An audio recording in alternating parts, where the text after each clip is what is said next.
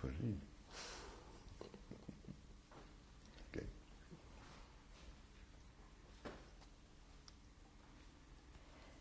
Tape number 2, survivor David Marin. Mr. Marin, you were talking about when you came back from Russia after you were a Polish soldier. Right. What year was that? That was 1939. And how old were you at the time? At that time I was 22, maybe and a half. How come you had to wear a band? Well, that was the order of the governor at that time, who the Nazis appointed that in my hometown and in all that part of Poland. So soon I got into Krakow. I met some people from my hometown, and they had already wearing it. They already were wearing those armbands, what they call it. And so I put it on to make sure that I get caught not wearing it. And that time I got on, I found a horse and buggy, and I got on that, and I traveled from Krakow to my hometown, Slomniki. As a soldier, did you have to wear the band? No. There was Poland as a soldier, but that was no more Poland. It was occupied from Germany. The other part, eastern part, was occupied from the Russians. How can you describe the band? Yeah, it was a white band with a yellow. Some had yellow, some had blue Star of David. And where did you have to wear it? I wore the yellow one. Where? On my left arm. On my left arm, yeah.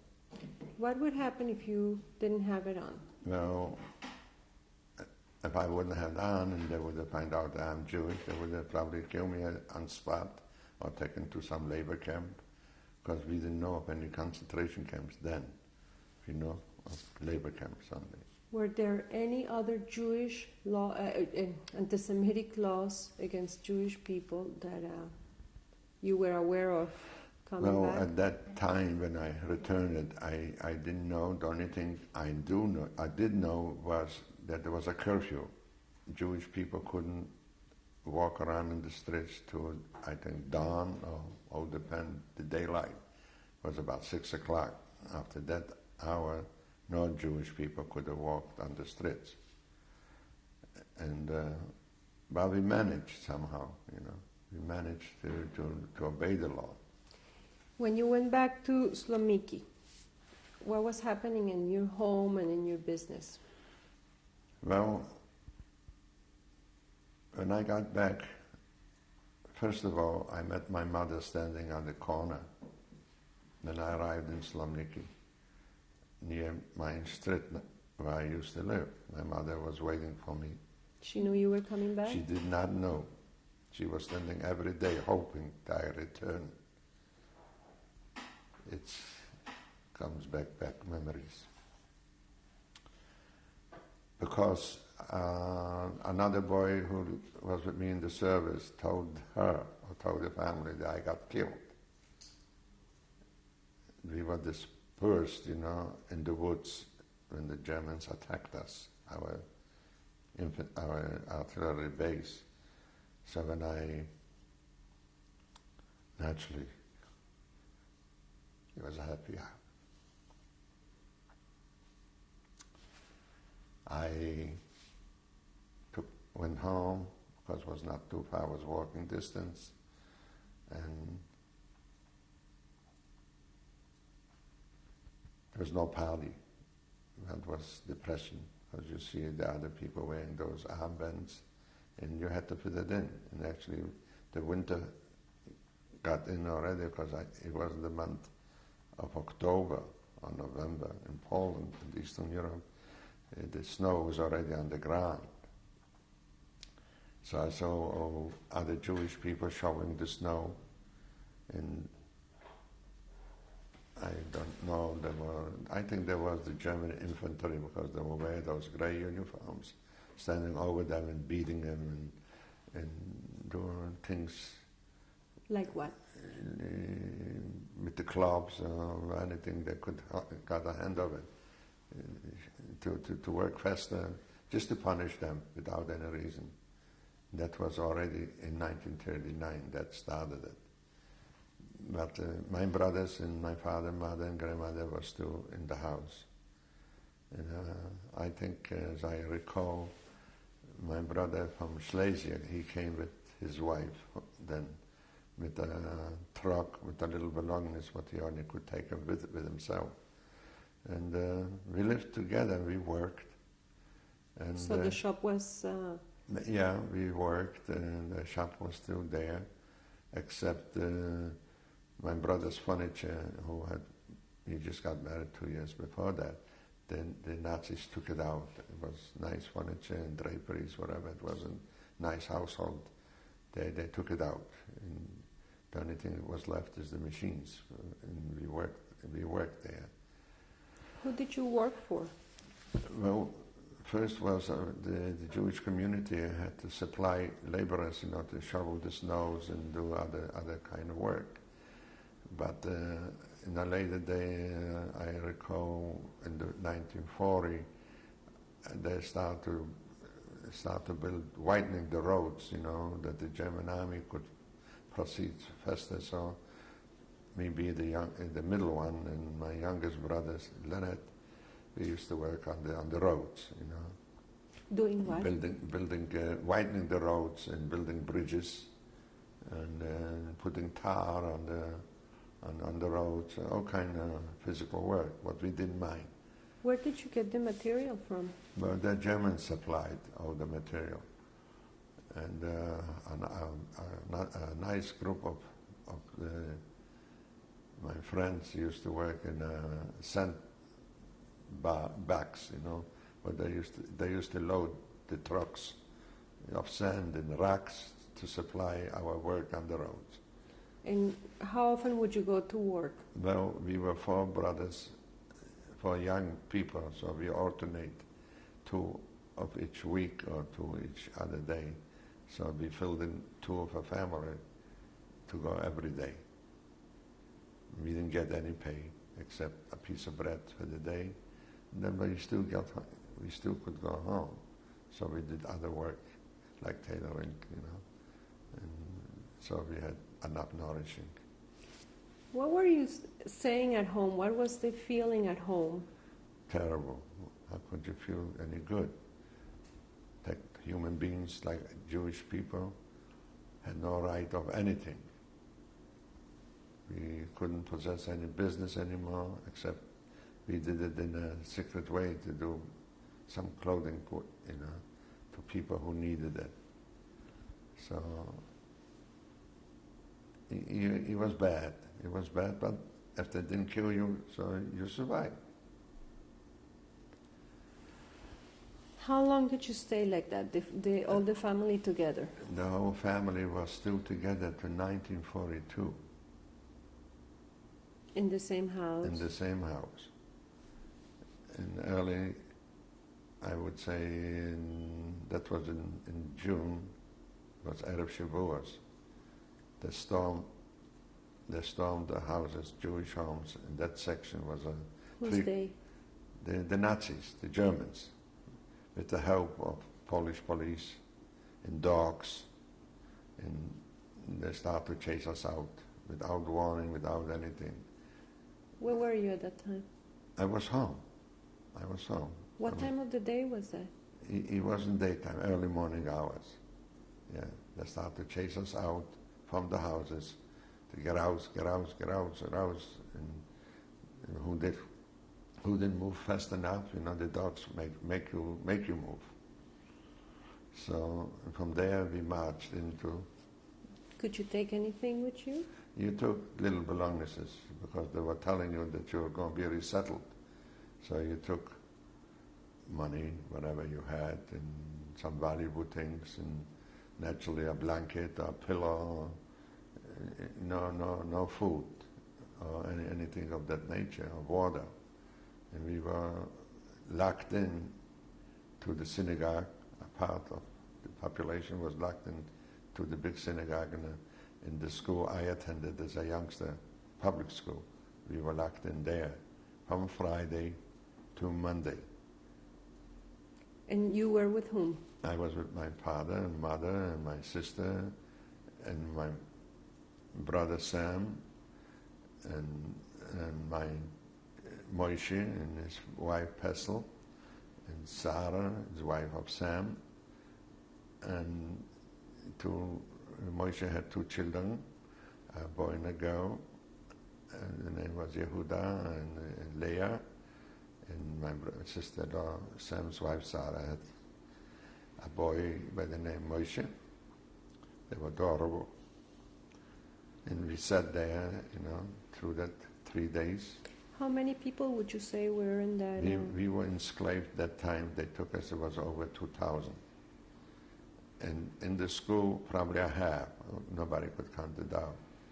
Naturally, the religious Jews started to put on talisim and praying and praying and praying. And that was praying. And everybody joined them, or did No, other people join the them? one joined them, the one just lay there because they were thirsty. And they didn't give us any water, nothing. Who was guarding you? From the outside was guarding the Polish police, because it was a gate so around the school. And the synagogue had no gate, but we had. I don't know what happened in the synagogue because I was in the school, and my brother Sam managed to escape from the school. And when he escaped from the school, it was luckily that he didn't get caught. So he remained outside trying to release us from that school, but there was no way to get it out. Did they tell you where they were going to take you, or why they had you there? They didn't tell us nothing. We were just like dogs. The dog, they would tell you, go lay down there, but they didn't tell us, just to push us in there.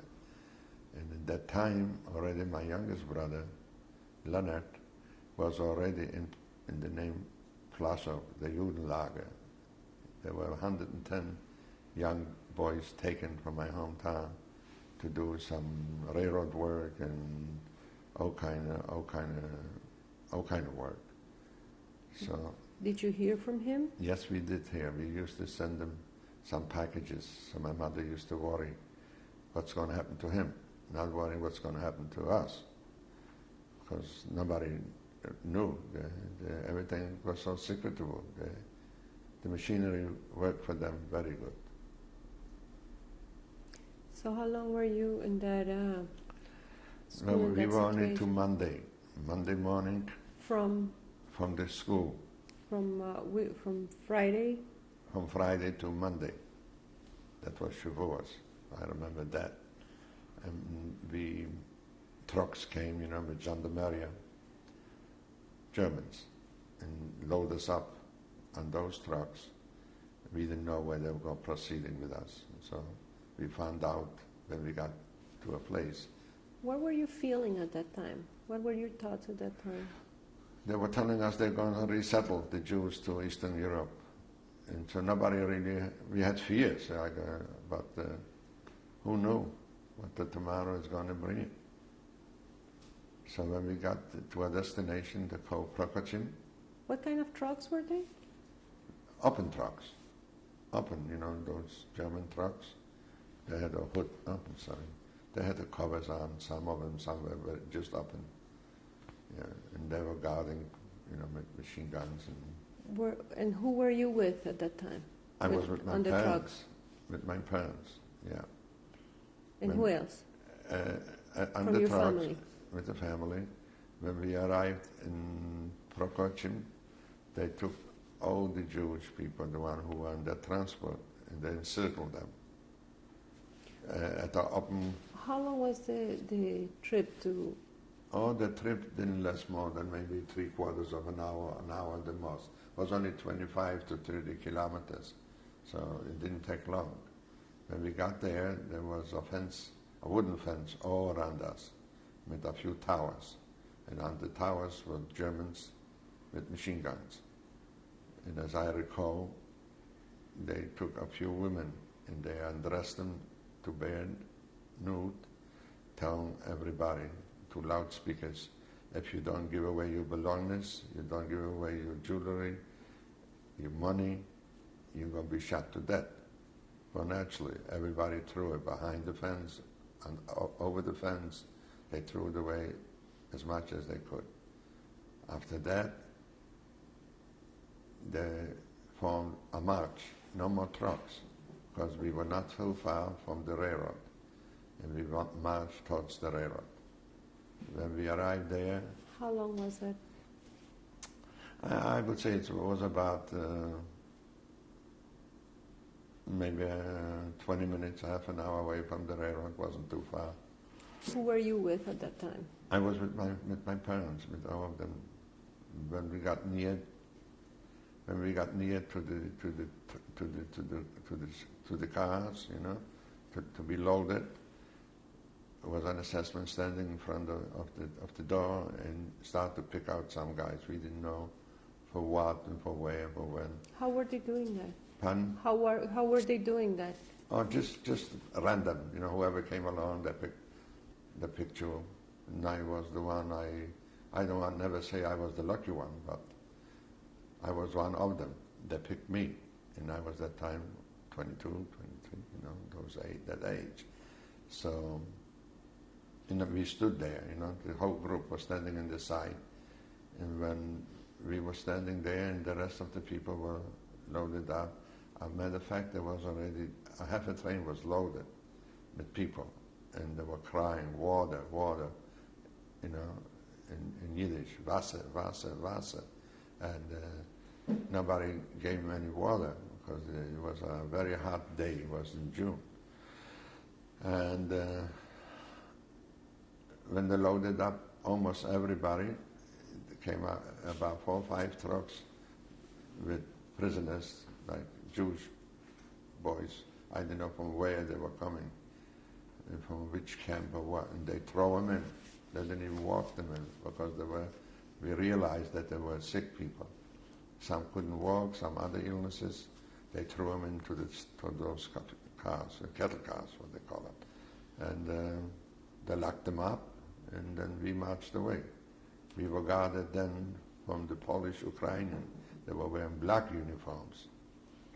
Naturally, it was very dark already the day. Your family? They all went.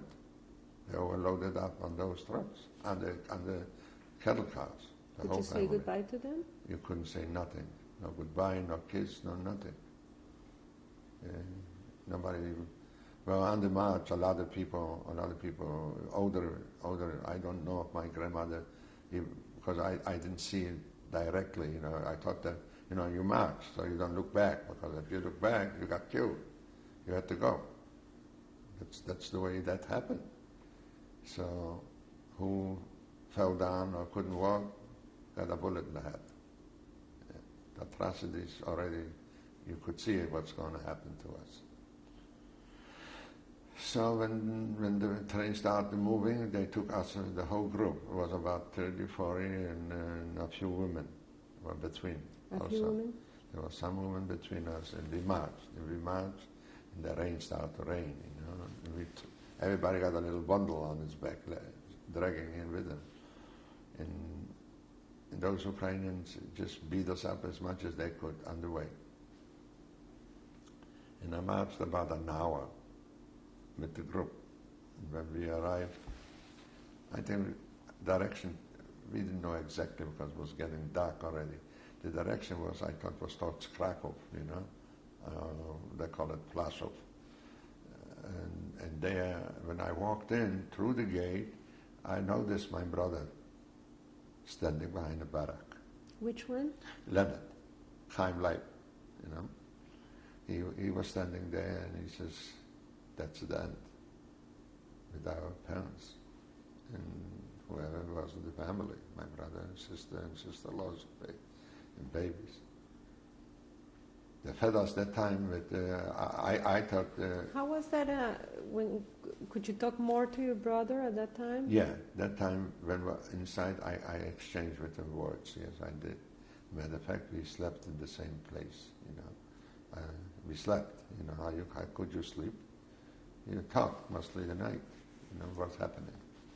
Can you describe the sleeping accommodations that you had at the time? Well, it was wooden bridges, straw sack underneath, and who had a blanket, a piece of shkmata, and covered himself, or in the clothes, The sanitary things that time, we didn't know exactly the sanitary conditions, but we found out there was a big ditch and a big board across that ditch, and there was the toilets, what they call it.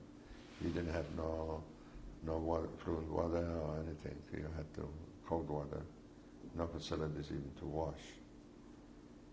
If you want to be washed, what we found out later, they used to take you, we marched to the ghetto in Krakow once in a week or so. That was the sanitary conditions. And you could get into the ghetto, the Krakow ghetto? But yeah, we were guarded through the guards to the ghetto. What do you remember from that ghetto? What did you see? Oh, what we see a lot of trouble, There were almost 50,000 Jewish people in Krakow ghetto. At a later day, I don't recall exactly, but it must have been around 1942, 43, late. They separated to a ghetto A and a ghetto B. The ghetto A was working people. They call it the Gemeinschaften, where they used to make clothes for the German Nazis. And people used to try to make a few zlotys to survive. Naturally, a lot of them got killed. And the ghetto B was children and older people. They separated everybody from there. And the Jewish police inside, that didn't do much mercy. But some helped, some didn't. You were marched to the Krakow ghetto how often? Not too often, because later on when I stopped working on the next day I went to work on the railroad, Where were you staying? Where was your station? In Ulak, they call it the Judenlager in Ulak. That where my brother was. Ulak number? Yeah, Ulak 1. Yeah. Ulak 2 was the Jerozolimska. Then I had an Außer Kommando in Bierzhenów, an Außer Kommando in Prokocim, and Mare de Kraus was also a firm who supplied, the camp had to supply to them, the workers, Ulak 1. Yeah. What does it? Where did it get the name from? I don't know. Well, I think it was the first camp, first lager. That's why they call it Ulak 1, because on the Jerozolimska was Ulak 2. You see, there was a bigger camp under the same direction of Oberschumfeld Gett. How far away from the Krakow ghetto? From where? From the Krakow ghetto? Oh, how far? I would say about 5 kilometers, maybe a little more. In which direction? I would say west. After we marched to the Ulica Lvovska, who led it into the ghetto. It comes back to me today more than I recall it already. I told you. Could in Ulak 1, could you walk around? Yes, we could walk around.